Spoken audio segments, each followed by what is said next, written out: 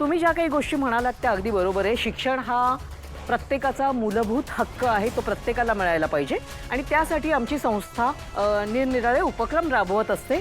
म्हणजे काही special कोटामधनं, sports कोटामधनं आम्ही गरजू विद्यार्थ्यांना या कॉलेजमध्ये घेत असतो. त्यापैकीच एक ही आपल्यासमोर बसलेली आहे, ती कमळी.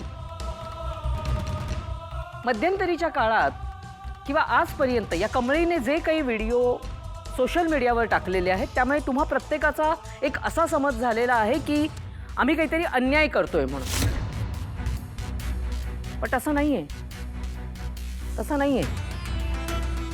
आम्ही कुठलाही अन्याय वगैरे काहीही करत नाहीये, कारण काही गोष्टी ह्या तुम्हा लोकांना माहीतच नाहीये. त्यामुळे मला असं वाटतं आज तुम्ही इथे आम्हाला जे आमंत्रित केलेले आहेत त्यामुळे या संधीचा फायदा घेऊन मी त्या काही गोष्टी आहेत त्या सगळ्यांसमोर मांडण्याचा प्रयत्न करणार आहे. तर मुळात हिचं आमच्या कॉलेजमध्ये ॲडमिशनच अशा बेसिसवर झालं की कुठल्याशा एका कबड्डी टुर्नामेंटमध्ये विजेती ठरली होती. त्यामुळे आमच्या कॉलेजने स्पोर्ट्स कोटामध्ये हिला आमच्या कॉलेजमध्ये ॲडमिशन दिलं. तुम्हा सगळ्यांना एक गोष्ट माहीतच आहे, अन्नपूर्णा कॉलेजमध्ये ॲडमिशन मिळणं ही फार मोलाची गोष्ट आहे. म्हणजे भल्या भल्यांना ॲडमिशन मिळत नाही, कारण आमचं स्टँडर्डसुद्धा तेवढं चांगलं आहे. तरी देखील एखादा गरजू विद्यार्थी आणि स्पोर्ट्स कोटामध्ये म्हणून आम्ही तिला या कॉलेजमध्ये ॲडमिशन दिलं. तसंच तिला हॉस्टेलची रूमसुद्धा दिली. आता एवढ्या सगळ्या गोष्टी आमच्या कॉलेज ॲडमिनिस्ट्रेशनने, कॉलेज मॅनेजमेंटने जर दिलेल्या असतील तर या मुलीला कॉलेजच्या बाहेर काढायचं असं आम्हाला का वाटेल, असं आम्ही का करू? आणि एवढंच नाही, आम्ही तिला GS सुद्धा बनवलं. त्यामुळे आमची तिच्याकडनं एवढीच अपेक्षा होती की ज्या मुलीला कॉलेजचं GS बनवलेलं आहे तिने कॉलेजविषयी काहीतरी चांगला विचार करावा किंवा त्याचं भान ठेवून तिने वागायला पाहिजे. ते तसं न करता, अभ्यासात लक्ष केंद्रित न करता ती काहीतरी वेगळ्याच गोष्टी करत राहिली. खरं आहे, एखाद्या विद्यार्थ्यासाठी कॉलेजनं इतकं काही केलं असेल तर एवढ्या अपेक्षा ठेवण्यात काहीच हरकत नाहीये. पण भलत्या गोष्टी म्हणजे नेमकं काय म्हणायचंय तुम्हाला? तू अन्नपूर्णा महाजनांची मोठी नात बनून त्यांच्या घरी आलीस का नाही?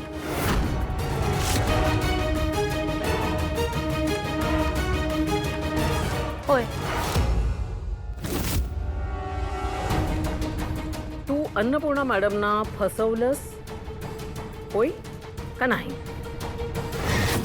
सविस्तर उत्तर नकोच आहे, तू फक्त हो किंवा नाही एवढं म्हटलंस तरी चालेल. हो की नाही? होय. ज्या घरात तुला जागा मिळाली, पोटच्या पोरासारखी माया जिथे मिळाली, ज्या घराने तुला सावरून घेतलं, त्या घरामध्ये तू खोटेपणाने वावरलीस का नाही? हो का नाही? होय.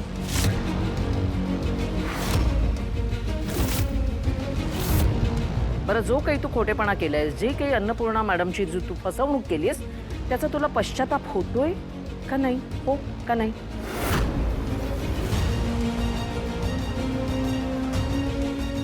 होय. कमळी, तू चुकलीस. देवीसारख्या अन्नपूर्णा महाजन यांचा तू विश्वासघात केलेला आहेस. हो का नाही? होय. तुला माहित होतं ना का अन्नपूर्णा मॅडम या त्यांच्या मोठ्या नातीच्या बद्दल किती हळवे आहेत हे तुला माहित होतं? होय. मग हे सगळं माहित असून सुद्धा तू त्यांची खोटी नात बनवून घरी आलीस. हे त्यांना तू जाणून बुजून फसवलंस, हो ना? का नाही? होय.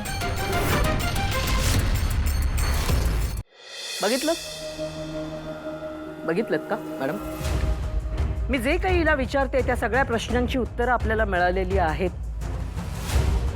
ते ती सगळं होच म्हणते.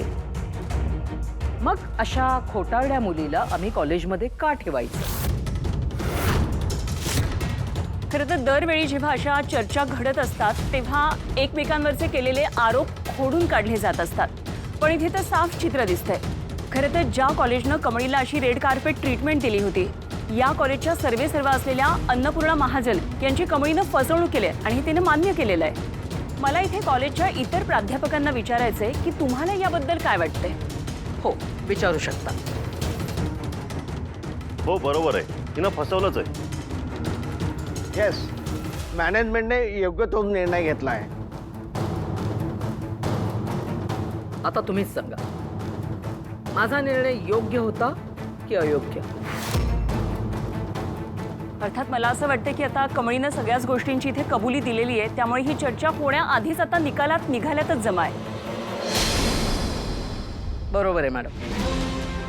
चर्चा इथे संपलेली आहे म्हणजे हा कार्यक्रम इथेच संपलाय असं तुम्ही जाहीर करा मॅडम. कमळी, लोकांनाही त्यांच्या प्रश्नांची उत्तरं मिळालेली आहेत, त्यामुळे मला असं वाटतं चर्चा इथे संपली. तू आता तुझ्या गावी जाऊ शकतेस, तुझं सामान वगैरे घेऊ.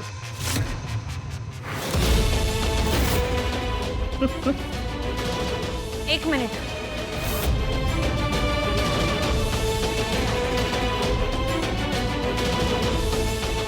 निकाल लागल्याच जमाय असं तुम्ही म्हणालात, पण निकाल अजून लागलेलाच नाही, कारण मी बोलायला सुरुवातच केलेली नाही.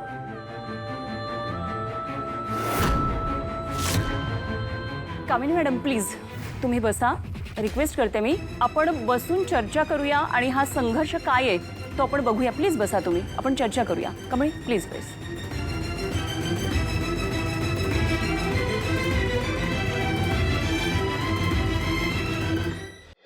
हे व्यासपीठ तुला तुझी बाजू मांडण्यासाठीच आहे. पण कमळी, तुझ्यावर जे सगळे आरोप झाले ते तू मान्य केलेलेस, मग एकदम मुद्द्याचा बोललासा बघा मॅडम. माझ्यावर जे काय आरोप झाले ते मी सगळं मान्य केलं. खरं न्याय अजून झालेला नाही.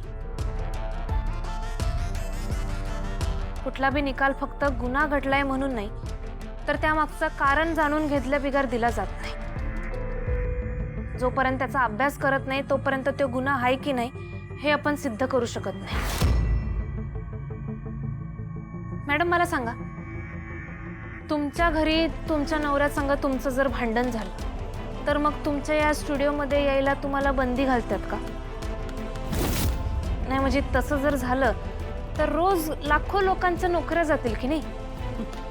कमळी, बोलण्यात अशी चतुराई दाखवून सत्य बदलत नाही.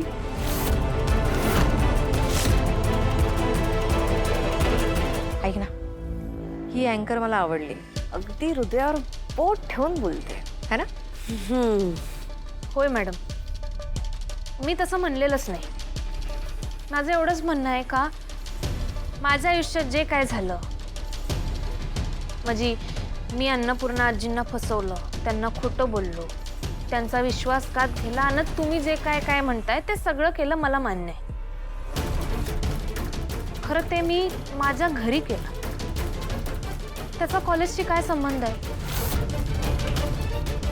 ज्या काय गोष्टी घडल्या त्या माझ्या वैयक्तिक आयुष्यात घडल्या. मग मला माझं शिक्षण घेण्यापासून का थांबवलं जात आहे?